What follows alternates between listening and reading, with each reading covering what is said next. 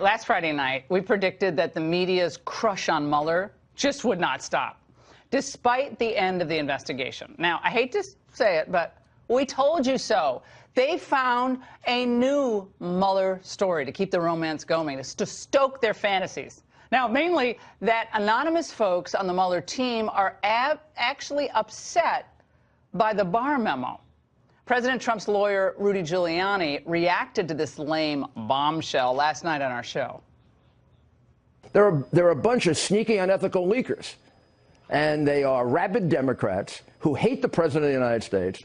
And I can't tell you how much false information they leaked during the course of the investigation. Well, after the initial New York Times story broke yesterday, a media pylon ensued. You got the Washington Post, NBC, both followed up with their own confirmation, almost as if they all share the same disgruntled sources. And then, of course, the cable propagandists weren't far behind. We've got big breaking news tonight, what appear to be the first ever leaks from the Mueller team, sending a shot across the bow to the Attorney General. New and potentially explosive reporting. So, I mean, this is remarkable. The timing could not be better for the Democrats. Thought it was all over? Well, maybe not. Now, if any of that sounds familiar, it's because it is. This is the same pathetic, tired reaction we've seen from these jokers for the last 22 months. Now, I guess what they say is true. You never forget your first love. And their first love is Bob Mueller. Joining me now with some exclusive new reporting for us is John Solomon, Executive Vice President for The Hill. All right, John, you say you haven't seen anything like this in your entire reporting career? Okay, explain that. Well, seldom seen something like this, I think is what I actually said in the lead. But here's why. The title of my column basically says, if you don't indict, you can't incite. And I know it sounds a little bit like Johnny Cochran, but there's a really important point behind that. The Justice Department rules derived from our Constitution says if a prosecutor cannot bring charges in a federal court, they can't then go take their evidence, walk it into the court of public opinion, and try to smear you. And that's what last night's leak was. Disgruntled Mueller sycophants trying to smear the president with a backhanded leak. And here's one of the things I learned today in my reporting. It really gets to the political nature of what's been going on. When the Mueller people wrote the report, they wrote these little summaries, like campaign summaries that could be released instantly for the public. That wasn't their mission. That's not what the statute says they're even supposed to do. The Justice Department looked at it and said, well, wait a second, there's law enforcement information here. There's grand jury information. We can't release this. And so they've been doing the diligent thing, trying to go through that and fix that problem.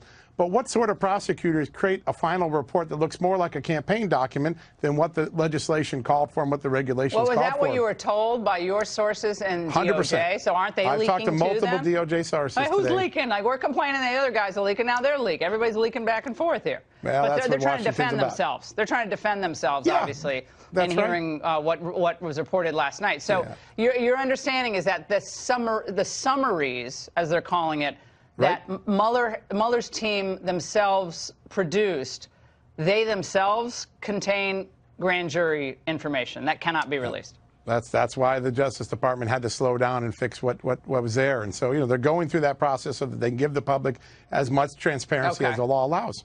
All right, Ken Delanian over at NBC, who's embarrassed himself on numerous occasions in his reporting over the last year or so, he said this.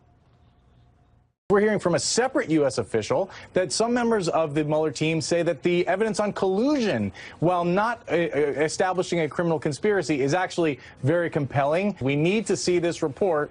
The Barr summary, by many accounts, did not quite do it justice. Okay, now, the standard for NBC now is if it's compelling, not criminal, compelling. This isn't an Ernest Hemingway novel. It's not an Ernest Hemingway novel. It's a legal proceeding.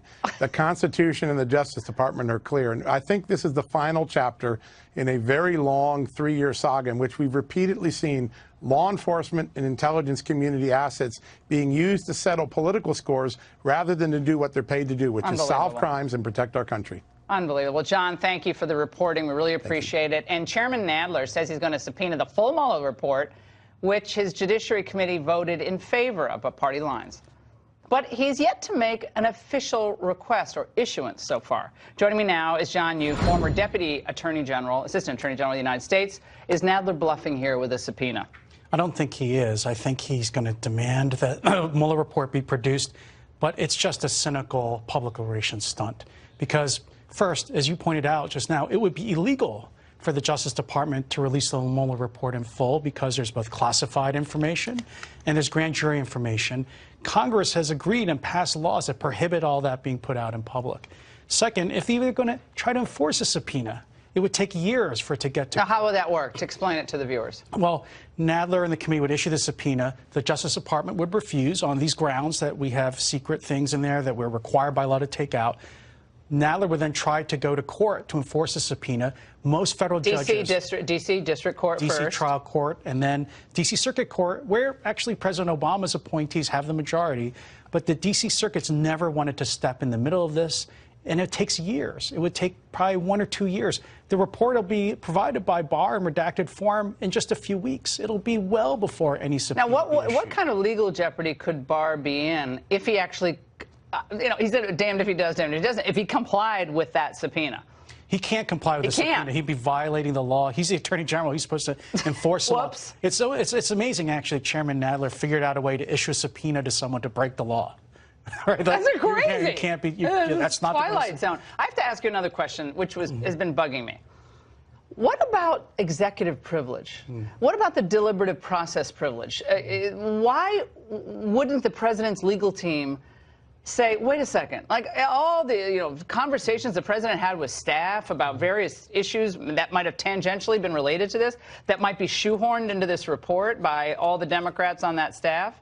Why would they not challenge some of this stuff being released on executive privilege? Oh, no, that's a great question, and we've overlooked that. In addition to grand jury, in addition to classified information, there's all the information that's protected by the Constitution that the Supreme Court has recognized about the confidentiality of conversations between the president and his closest aides and advisors. The president could choose to keep that privileged and not release it to Congress too.